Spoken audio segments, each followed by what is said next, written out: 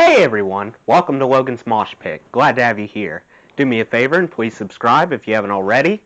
Today we're going to do another episode of the Memory Lane series. In this series, we're going to take a look back at some interesting articles and interviews from old guitar magazines. Fortunately, my dad has saved a bunch of guitar magazines over the years. He was kind enough to let me borrow some. So the one we're going to look at today is the January 2001 issue of Guitar Player magazine. Here's the cover. Pause if you want to. I want to read an astounding article to you written by Darren Fox. It's about what equipment went into making Green Day's Warning album. Here we go. In a lot of ways, Warning was like starting over for us, says Green Day's Billie Joe Armstrong. After we came off the road from the Nimrod tour, we were fried. We'd reached a point where the music wasn't inspirational or fun, so we stopped. Recorded after the band members took time off to get their collective heads together, Warning stands apart from their previous efforts. Sure, the tunes still sport more hooks than a bait and tackle shop, and the boisterous guitars are positively Green Day, but Warning reveals a songwriting maturation. According to Armstrong, the reason for this compositional progression was the band's willingness to wait for the ever-elusive moment. Our last album was written by just pounding out songs, he explains. We took any idea and finished the tune no matter what. This time, I didn't want to rush right back in the studio and grind through another record. I wanted the record to write itself through inspiration. So, when I didn't feel inspired to write, I didn't. Instead, I enjoyed life and allowed the music to flow from that. I feel that by waiting a while before entering the studio, we made a stronger, more diverse record. Billy is into using whatever sounds good, says longtime Green Day guitar tech Bill Snyder. He loves his original guitar, Blue, and his old Marshalls, but he's not tied down to that stuff. On Warning, Armstrong relied on a Gibson ES-135, a late 50s Les Paul Jr., and a 59 Les Paul Special, all loaded with P90s. Those pickups are great for the strummy stuff, says Snyder. They compress in such a cool way, yet everything stays really clear. That's what Billy digs about them. Other guitars used on Warning include a 68 Fender Tele, an 80s Les Paul, Waiting, and a Fender Jazzmaster for the cool, clean tones on Warning. For the glut of acoustic tones, Armstrong relied on a Taylor 514C and a Guild D30. You can hear the difference between those two guitars real distinctly, says Snyder. The real full, chimier sound is the Taylor, like on Warning and Hold On, but on tunes like Macy's Day Parade and Misery, the more focused, chunkier sound is the Guild. For amps, Armstrong used a variety of heads and combos. All of the half-clean/half-dirty tones are a mix of Billy's reissue 100-watt Marshall Super LED with a Bob Bradshaw gain mod and a blackface 64 Fender Bassman head, says Snyder. Both amps run through Marshall 4x12 cabs loaded with Celestion Vintage 30s. The record's clean yet tough tones are courtesy of a high-watt custom 100 through a 4x12 Marshall. The tune Deadbeat is a good example of the high watt, relates Snyder. That amp is super clean and doesn't break up at all. A 50s Gibson G830 combo was used for all the lead breaks on the record, and a Line 6 flex tone was pressed into service for tremolo tunes. When Green Day hits the road, Armstrong will be playing a 57 Les Paul TV Jr. on tunes from Warning and Nimrod. For everything from the band's preceding records, however, Armstrong will trot out Blue, a Fernandez Strat copy he has owned since he was 11.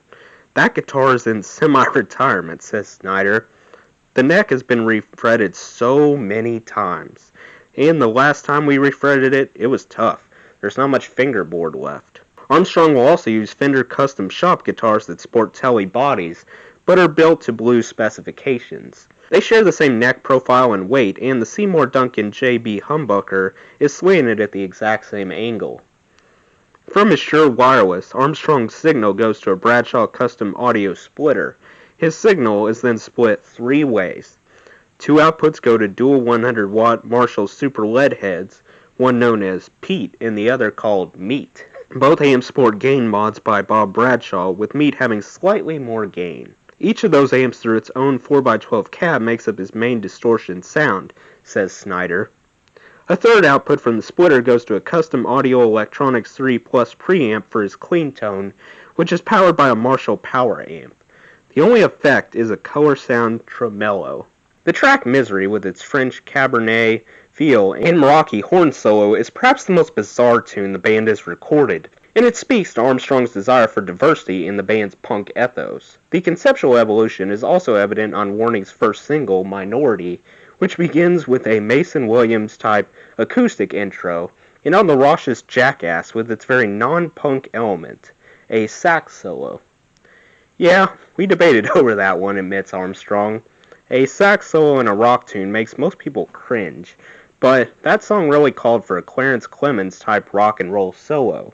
But although Armstrong was taking a lot of musical influences during the making of Warning, Bob Dylan and Bruce Springsteen in particular, he feels that non-musical influences were the major force behind the new album. In some ways, listening to that stuff affected the record, he says, but I feel everything that is happening in your life comes into play. For example, raising kids had more of a direct impact than what I was listening to. I mean, watching Disney movies will change you. A tune like Misery sounds like it could have come straight out of Aladdin. Sonically, Warning is a richer and more varied affair than the group's previous records. Although he has used acoustic guitar before, most notably on the hit Time of Your Life, Good Riddance, Armstrong has laced the new album with woody acoustic guitar textures. But on Warning, the acoustic isn't trotted out for a ballad. Instead, Armstrong wields it as a tool to bolster his snot-nosed electric tones, and as on the title track, to strut a Kinks-like attitude. One of the biggest misconceptions about acoustic guitar is that it's a wimpy instrument, he asserts. Just because it doesn't produce distortion doesn't mean it's not tough.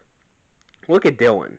The original Angry Young Man, his weapon was the acoustic guitar, and the way Pete Townsend plays acoustic guitar is amazing. There's nothing wimpy about it.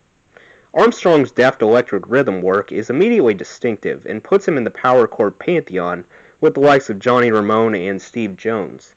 I'm definitely a rhythm guitarist, says Armstrong, who proudly claims he's a closet drummer. I actually think of the guitar as a drum. I think growing up in a family of drummers greatly helped my sense of rhythm.